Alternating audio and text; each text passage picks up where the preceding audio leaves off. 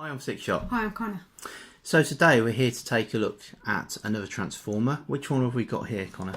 We've got a Titan's Return, Decepticon Gaterface, and Decepticon Krok. Okay, so this is from the Generations line, Yeah. and this is a repaint of the Skull Cruncher, or Skull Crusher? Skull Crusher. Skull Crusher, okay. And this is one that I've wanted to see on the shelf for a while, because it reminds me of a Zoid I had as a child. So that's pretty nice. Do you want to show the back of the box? Yeah, sure. Here it is. The robot mode. Here's the robot mode, the Decepticon mode, and that it also comes with a little minicon. Okay, so that's the Titan Master, which is a 1-step. And how many steps is it for the transformation? It is 12 steps. 12 steps. Okay, cool. All right then. So let's get this open and we'll see what we think of it.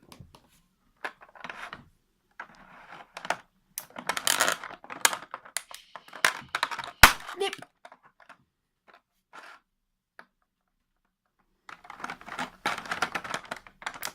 Pop.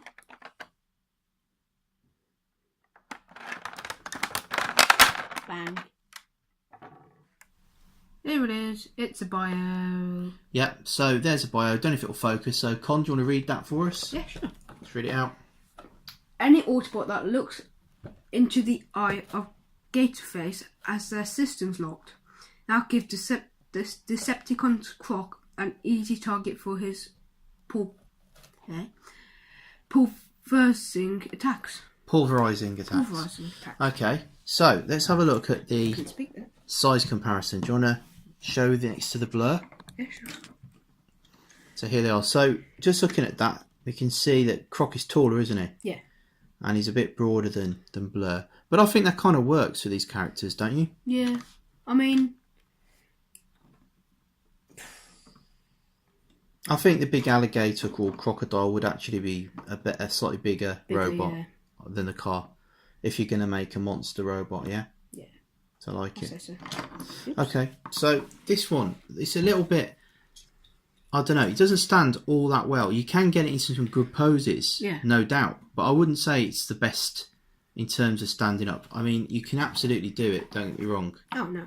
No. Right, like that. You can absolutely do it, and he does stand just fine. Yeah. But you have to get him in the right pose. You can't just play with him and slam him down because he is a little bit, sometimes back heavy because of this piece. Yeah. We had to bolt this on, didn't we? Yes, and it's really annoying.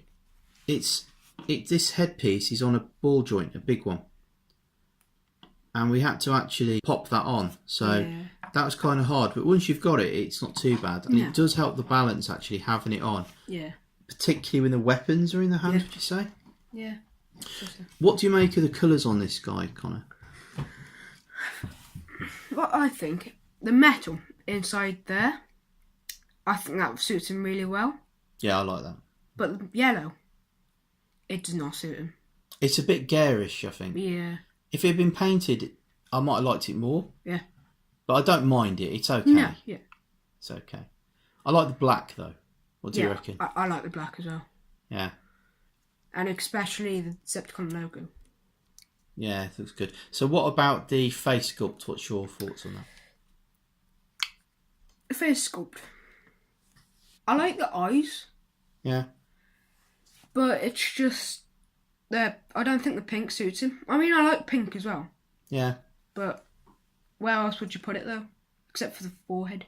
Yeah, it looks just a weird place. I think it looks interesting. I mean, in the art, if you look at the box art, it's actually like a transparent energon type of thing that they've done. So I think that's what they were going for, and it just didn't come off on the toy. But still, it's not too bad. Now, what about the weapons? I like it. I like it how the tail is used for the shield. Yeah.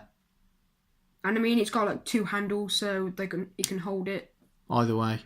Either, and the gun. I like the detail because it looks like a sniper. It looks okay. I mean, it's all one colour, but Yeah. I'll tell you what. Considering this is the Hasbro, not the Takara, I don't think the paint's done badly on here at all. No. It's not too bad overall. I mean, there are bits that could be better, and Yeah. maybe Takara could look at that. But I think Hasbro did a good job overall of the paint. To be fair, so that's pretty good. Okay, now this is a headmaster effectively. So let's take off the head and we'll do a transformation as well, just to show how that works. So, do you want to pull the head off? Yeah, hopefully. There you go. Quite tricky. So, show the transformation of the head. All lying down. So, what you do is you pull the legs back, like so. Yeah. And then it's really hard to get these arms out. They're quite stiff, aren't they? Yeah. And if you haven't got any nails, then... Do you want me to do it? Yes, please. Yeah, it's quite hard. I mean, I've got a little bit of nail there. Yeah. So, there you go. So, you can get that articulation. They've got the usual bend, haven't they? Yeah, they are. Yeah, it's a little loose, actually, but it does that. No paint on that face, is there? Nothing at all. Nothing at all. No. Quite standard, I think, for the Titan Masters. Yeah. All right. One of the things you don't get on this line is the gimmick that the G1s had with the little tech spec things on the chest. You don't get that on these, but it's not the end of the world. No, so let me see if I can figure out the transformation. This will be fun. So I haven't done this before. Do you want the instructions? You could get them out. You want to show the card while I try and figure this out? Yeah, sure. So here's a card. Nice detail. Come to the plastic wallet. Don't know why. And here's the text spec.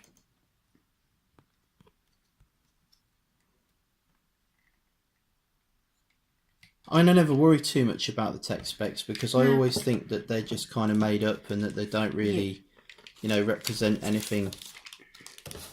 So, I think that even back in the G1 era, they didn't really represent much even back then. No.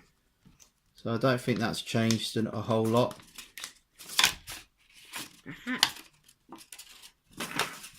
Wow, these are long. Well, it's only a few steps, isn't it, this? Yeah, so like 12 steps, so... I'll put some detail in. Yeah. Alright, so these yellow paw bits clip off actually very easily off the foot. Unfortunately. They're a little bit on the loose side. Yeah, so there's little clips on the head that slide down into the grooves. Okay. To lock the head into place. It's quite clever actually. The tail's popped off. It's actually quite a good little design. I like that. And then these arms just sort of go more to the side, which looks alright. Yeah. Just got to watch this tail doesn't keep coming off because it only sort of part forms on. Yeah. But it can be pushed down a little tighter, so that helps. Yeah. There we go. So that's the Krok mode. And to be fair, it's a very easy transformation. You don't need any help with this one. No.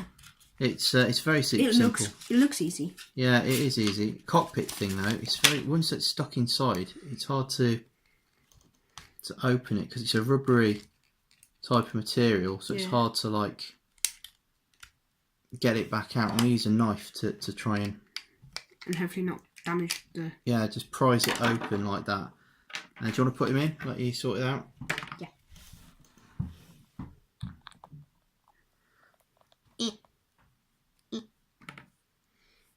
In we go. Here you go. Try and close it. Have to straighten him up. Oh. You have to bend his legs and get his arms.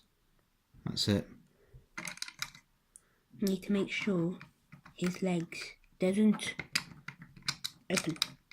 There we go. And hopefully it should close. Yeah, that's enough, isn't it? Because you've got to be able to open it again. So there you go. So he's inside, and he's got some articulation on the tail. Can move side to side a little bit.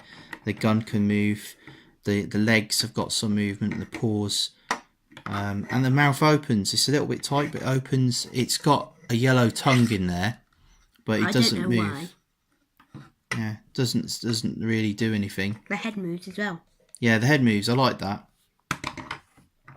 No, all crocodiles' heads supposed to move.